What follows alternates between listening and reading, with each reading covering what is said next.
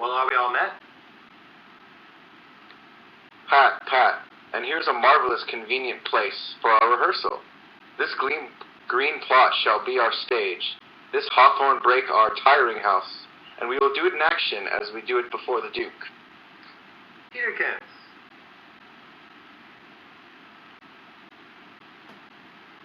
Am I going to be quits? Oh, shoot. What sayest thou, Watson? There are things in this comedy of Pyramus and Thisbe that will never please. First, Pyramus must draw a sword to kill himself, which the ladies cannot abide. How answer you that? Who's going to be stamped?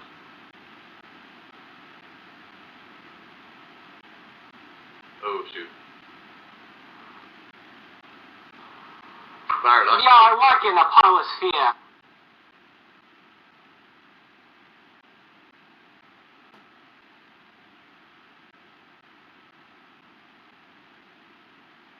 I believe we must leave the killing out when all is done. Dr. Whips, I have a device to make all well. Write me a prologue, and let the prologue seem to say, we will do no harm with our swords, and that Pyramus is not killed indeed, and for the more better assurance, tell them that I, Pyramus, am not Pyramus, but Bottom, the weaver. This will put them out of fear.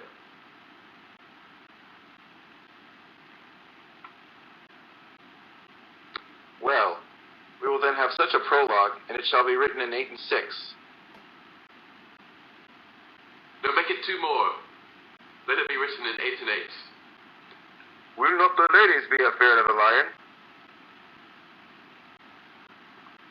I promise all. Masters, you ought to consider with yourselves to bring in, God shield us, a lion among ladies. It is a more dreadful thing, for there is not a more fearful, wild fowl than your lion living, and we ought to look to it. Therefore another prologue must tell he is not a lion. Nay, you must name his name, and half his face must be seen through the lion's neck, and he himself must speak through, saying thus, or to the same effect, ladies, or fair ladies, I would wish you, or I would request you, or I would entreat you, not to fare as a lion. It were a pity of my life. No, I am no such thing. I am a man, as other men are, and there indeed let him name his name, and tell the plainy he is Snug the joiner. Well, it shall be so. But there is 2 hard things. That is, to bring the moonlight into a chamber, for, you know, Pyramus and Thisbe meet by moonlight. Doth the moon shine that night we play our play? A calendar! Look in the almanac. Find out the moonshine. Yes, it doth shine that night. Why? Then may you leave a casement of the great chamber.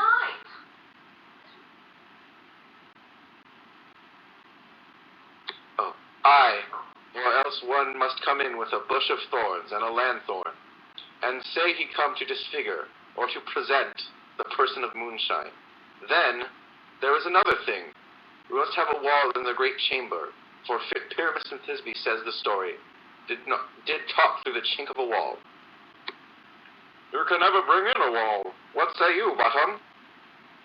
Some man or other must present wall, and let him have some plaster, or some loam, or some rough cast about him to signify wall. And let him hold his fingers thus, and through that cranny shall Pyramus and Thisbe whisper. If that may be, then all is well. Come, sit down, every mother's son, and rehearse your parts. Pyramus, you begin. When you have spoken your speech, enter into that break, and so everyone according to his cue. What hempen homespuns have we swaggering here, so near the cradle of the fairy queen? What, a play toward? I'll be an auditor, an actor too, perhaps, if I see cause. Speak, Pyramus. Thisbe, stand forth. Thisbe, the flowers of odious savors sweet. Odors. Odors savour sweet, so hath thy breath, my dear Thisbe dear, but hark a voice. Stay thou but here a while, and by I will to thee appear. Stranger Pyramus, the hair player here. Must I speak now? Aye, Mary, must you? For you must understand he goes but to see a noise that he heard, and is to come again. Most radiant Pyramus, most lily white of hue, of colour like the red rose on triumphant rear, most brisky juvenile and eke most lovely Jew, as truest horse that yet would never tire, I'll meet thee, Pyramus, at Ninny's tomb. Ninny's tomb, man, why must you speak that yet? That you answer to Pyramus. You speak all your part at once, cues and all. Pyramus enter, your cue is past, it is never time. Oh, as truest horse, that yet would never tire. If I were fair Thisbe, I were only thine. Oh, monstrous! Oh, strange! We are haunted! Pray, masters, fly! Masters, help! I'll follow you. I'll lead you about a round, through bog, through bush, through brake, through briar. Sometime a horse I'll be, sometime a hound. A hog, a headless bear, sometime a fire. And neigh and bark and grunt and roar and burn, like horse, hound, hog, bear, fire, at every turn. Why do they run away? This is a knavery of them to make me afeard.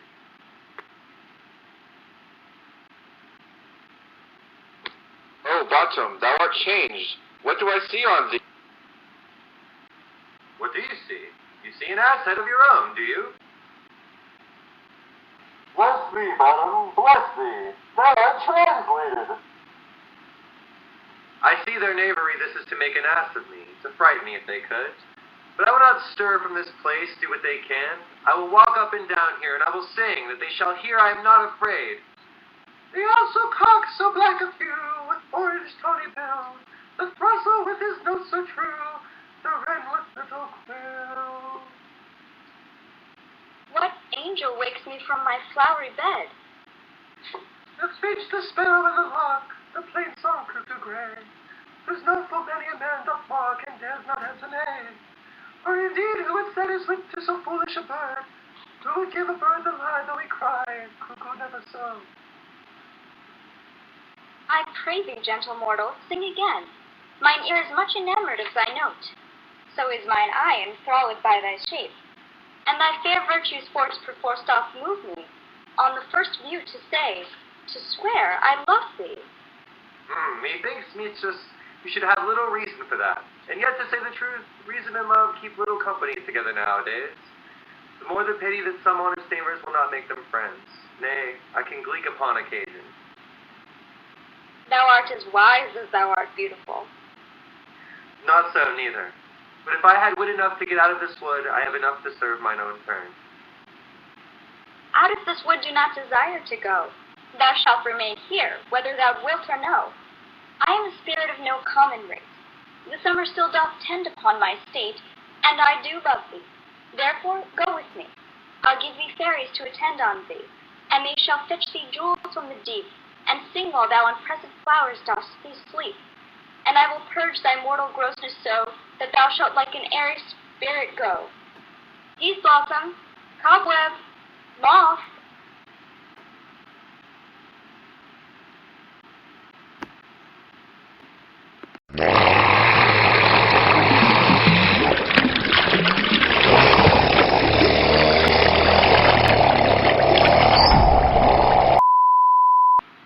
I think we all.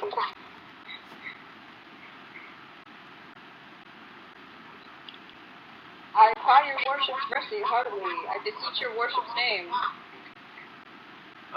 Cobweb? I shall desire you of more acquaintance, good Master Cobweb. If I cut my finger, I shall make gold with you. Your name, honest gentleman? Blossom? I pray you commend me to Mistress Squash, your mother, and to Master Peascod, your father.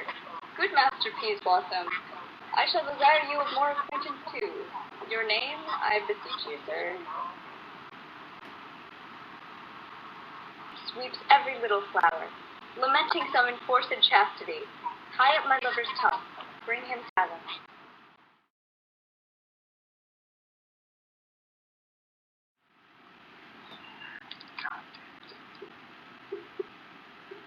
I'm trying to find it.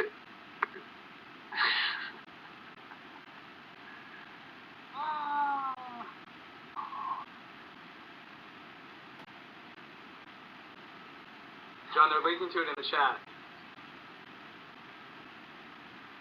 Wait, does it say I wonder? Is that where it starts? I wonder, yes.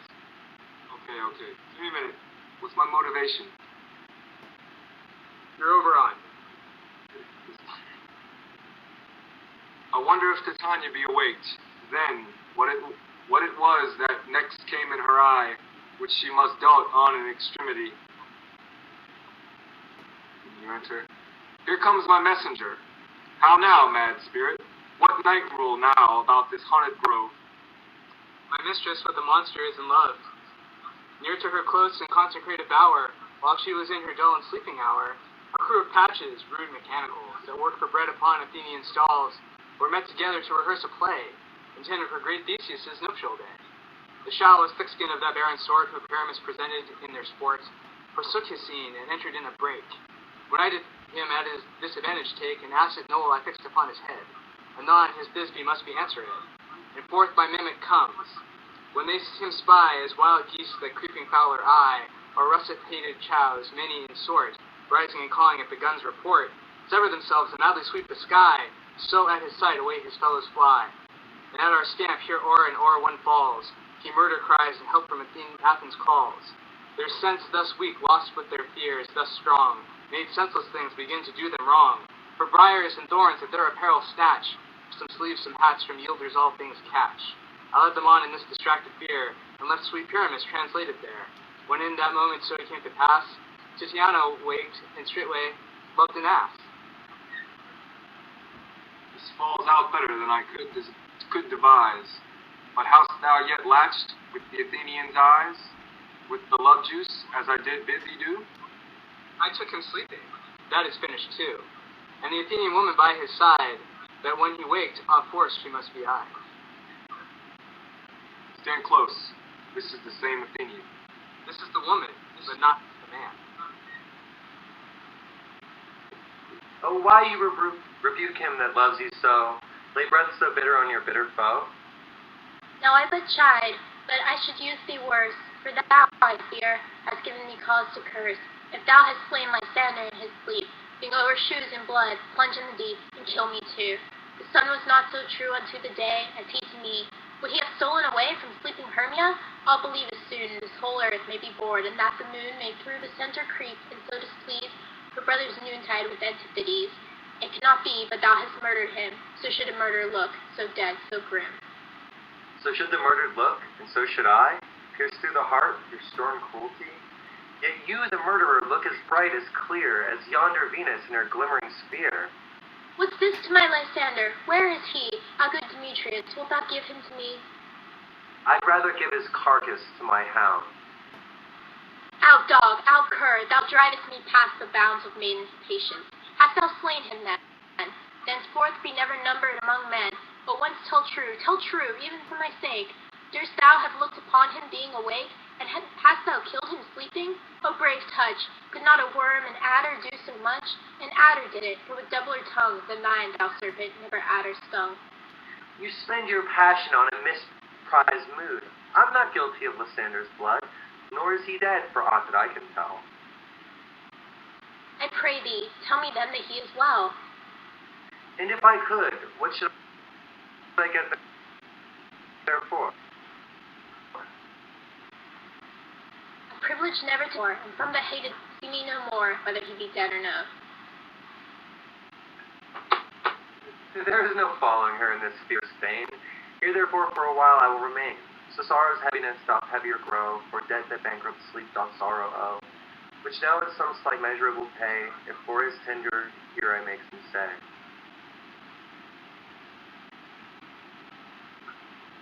What hast thou done? Thou hast mistaken quite, and laid the love juice on some true love's sight.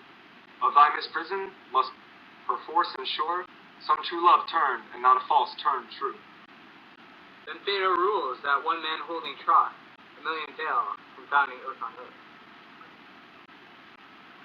About the wood go swifter than the wind, and Helena of Athens, look thou find, all fancy sick she is, and pale of cheer, with sights of love that cost the fresh blood dear. By some illusion see thou bring her here, I'll charm his eyes against she do appear. I go, look how I go, swifter than an arrow from the Tartar's bow. Flower of this purple dye, hit with Cupid's archery, sink in apple of his eye, when his love he doth espy. Let her shine as gloriously as the Venus of the sky. When thou wakest, if she by, beg of her for remedy.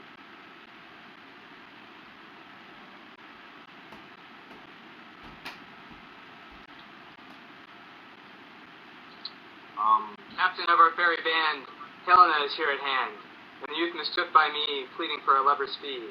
Shall we their fond pageant see? Lord, what fools these mortals be! Stand aside. The noise they make will cause Demetrius to awake. Then will two at once woo one. That must needs be sport alone. And those things that do best please me, that befall preposterously. Why should you think that I should woo and scorn? Scorn and derision never come in tears. Look, when I vow, I weep, and vows so born. In their nativity, all truth appears. How can these things in me seem scorn to you, bearing the badge of faith to prove them true? You do advance your cunning more and more. When truth kills truth, O devilish holy fray, these vows are Hermia's. Will you give her oath? Weigh oath with oath, and you will nothing weigh. Your vows to her and me, put in two scales, will even weigh, and both as light as tails. I had no judgment when to her I swore. Nor none in my mind, now you give her over. Demetrius loves her, and he loves not you.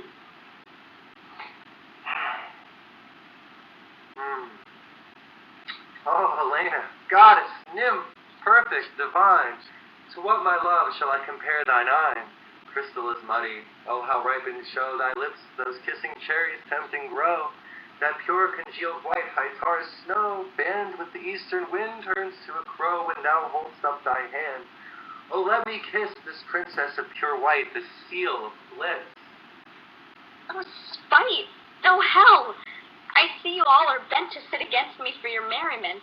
If you were civil and knew courtesy, you would not do me thus much injury. Can you not hate me as I know you do, but you must join in souls to mock me too? If you were men, as men you are in show, you would not use a gentle lady so. To vow and swear and superpraise my parts, when I am sure you hate me with your hearts. You both are rivals and love Hermia, and now both rivals to mock Helena? A trim exploit, a manly enterprise, to conjure tears up in a poor maid's eyes. With your derision, none of noble sort would so offend a virgin and extort a poor soul's patience, all to make you sport. You are unkind, Demetrius, be not so. For you love Hermia, this you know I know.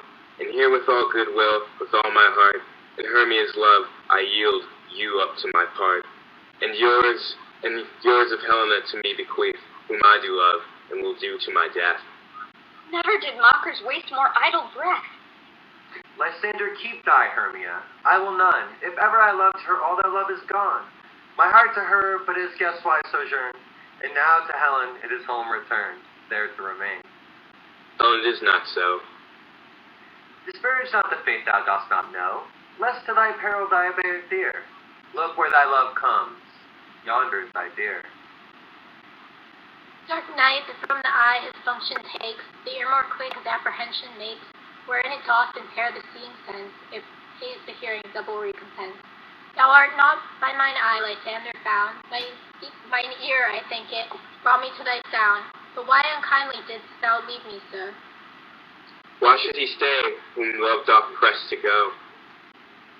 What love could press Lysander from thy side?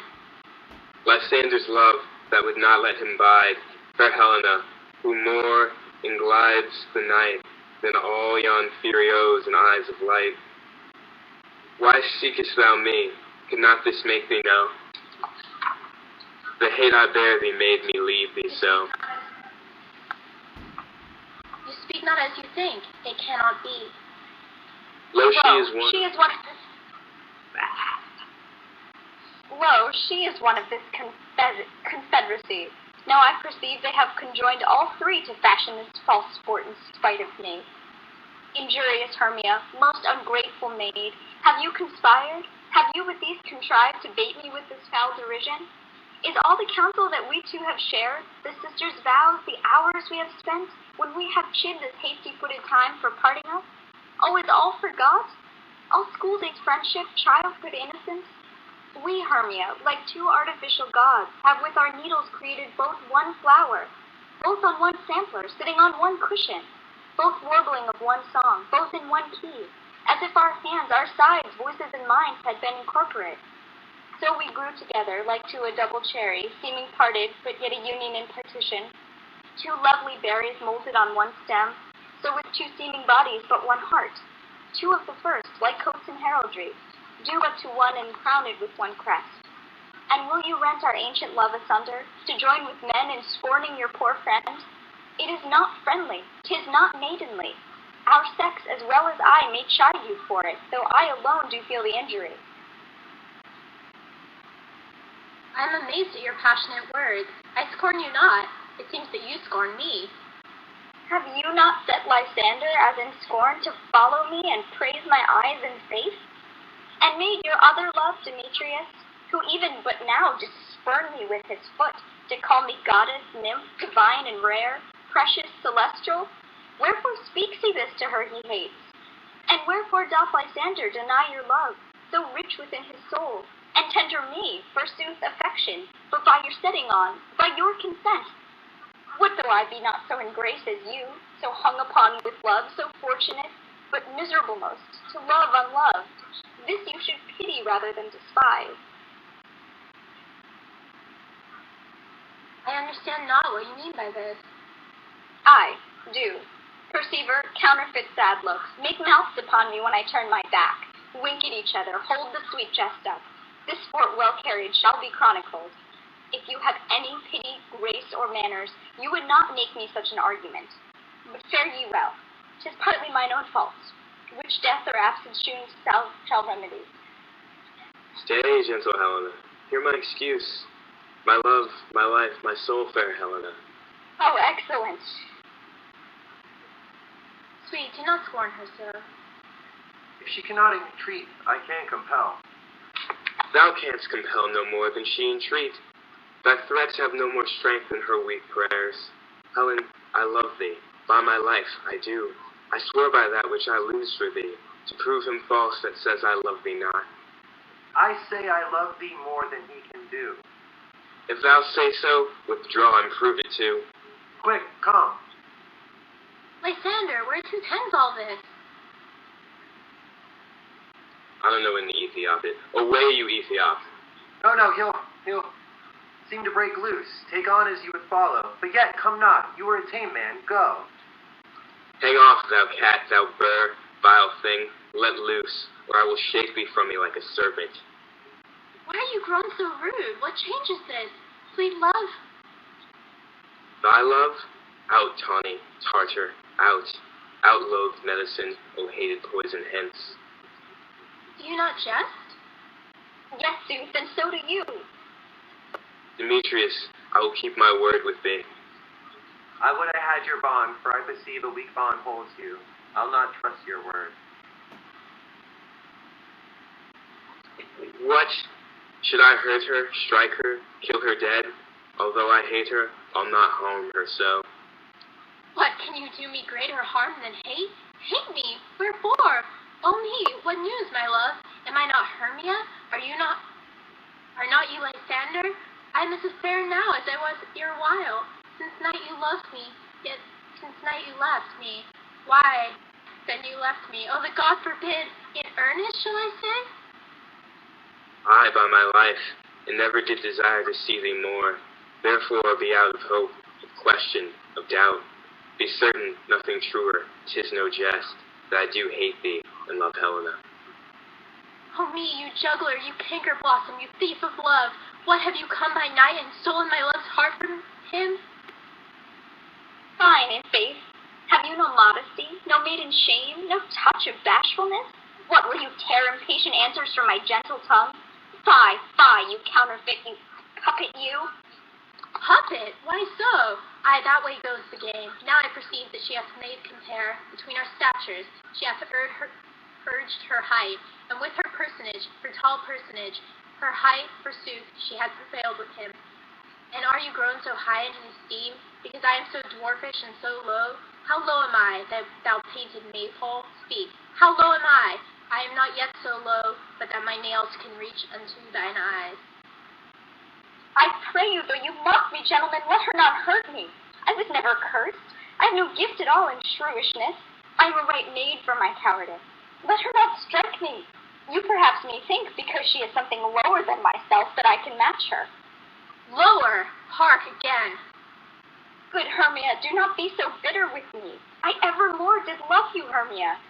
Did ever keep your counsel, never wronged you. Say that, in love unto Demetrius, I told him of yourself unto this wood. He followed you.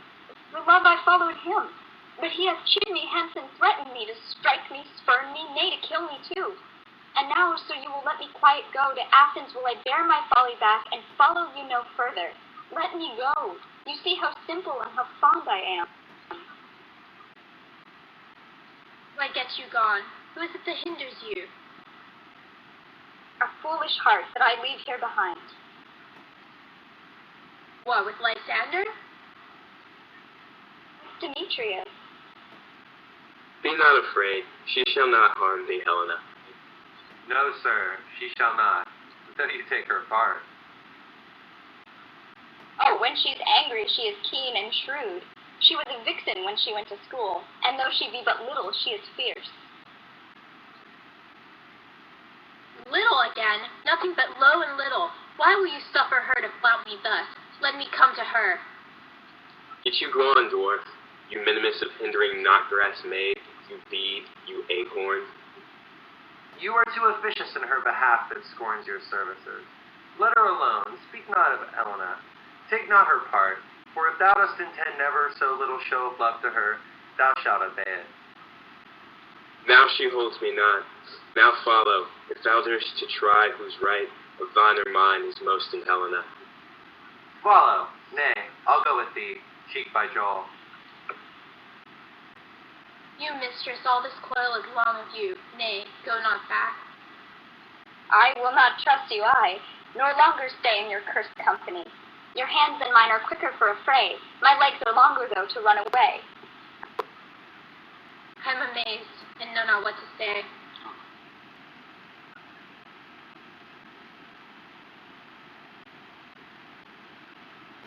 Oh, sure.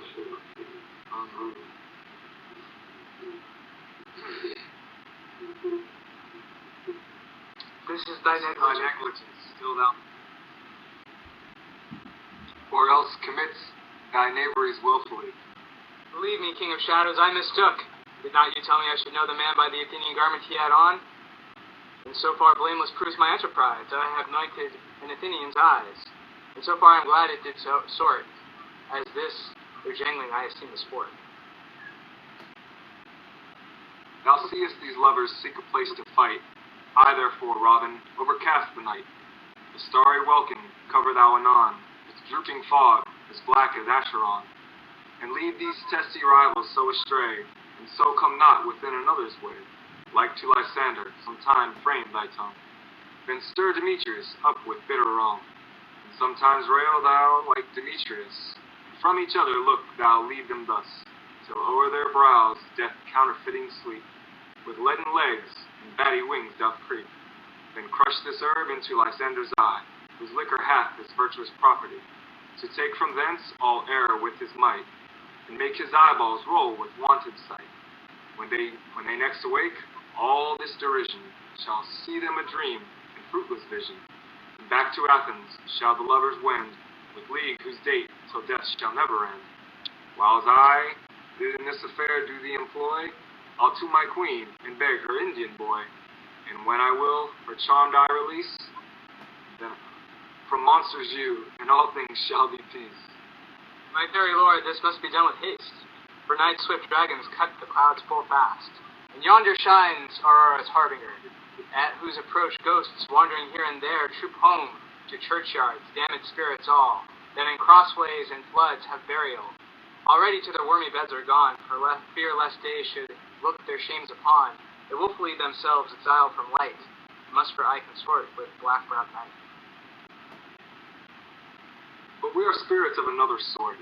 I with the morning's love have oft made sport, and like a forester, the groves may tread, even till the eastern gate, all fiery red, opening on Neptune, with fair blessed beams, turns into yellow gold his salt green streams. But notwithstanding haste, make no delay, we may effect this business yet ere day. Up and down, I will lead them up and down. I am feared in field and town, goblin, lead them up and down. Here comes one.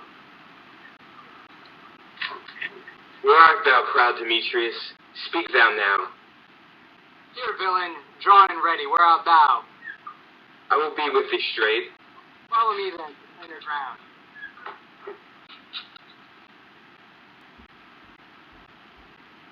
Lysander, speak again. Thou runaway, thou coward, out thou fled? Speak in some bush, where dost thou hide thy head? Thou coward, art thou bragging to the stars, telling the bushes that thou look for wars and wilt not come?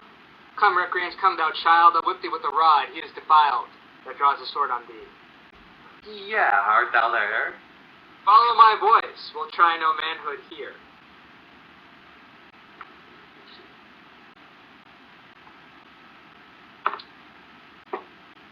You're supposed to leave, bro.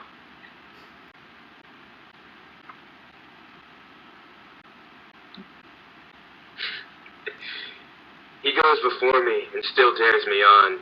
When I come where he calls, then he is gone. The villain is much lighter heeled than I. I followed fast, but faster he did fly. That fallen am I, in dark uneven way, and here will rest me. Come thou gentle day, for if but once thou show me thy grey light, I'll find Demetrius and revenge this spite.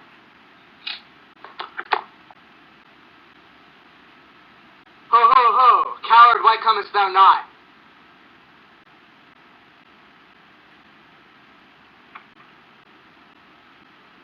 Abide me if thou darest, for I will wot. Thou runnest before me, shifting every place, and darest not stand, nor look me in the face. Where art thou now? Come hither, I am here. Nay, then thou mockest me. Thou shalt buy this dear, if ever I thy face by daylight see. Now go thy way. Faintness constraineth me to measure out my length on this cold bed. My day's approach look to be visited. O weary night, O long and tedious night, abate thy hours. Shine comforts from the east, that I may back to Athens by daylight, from these that my poor company detest. And sleep, that sometimes shut up sorrow's eyes, steal me a while from mine own company. Yet but three. Come, one more, two of both kinds make up four. Here she comes, cursed and sad. Cupid is a knavish lad, thus to make poor females mad. Never so weary, never so in woe, to dabble with the dew and torn with briars. I can no further crawl, no further go. My legs can keep no pace with my desires. Here will I rest me till the break of day. Heaven shield Lysander, they mean a fray. On the ground, sleep sound. I'll apply to your eye, gentle love a remedy. When thou wakest, thou takest true delight in the sight of thy former lady's eye. And the country proverb known that every man shall take his own, when your waking shall be shown. Jack shall have Jill, naught shall go ill. The man shall have his mare again, and all shall be well.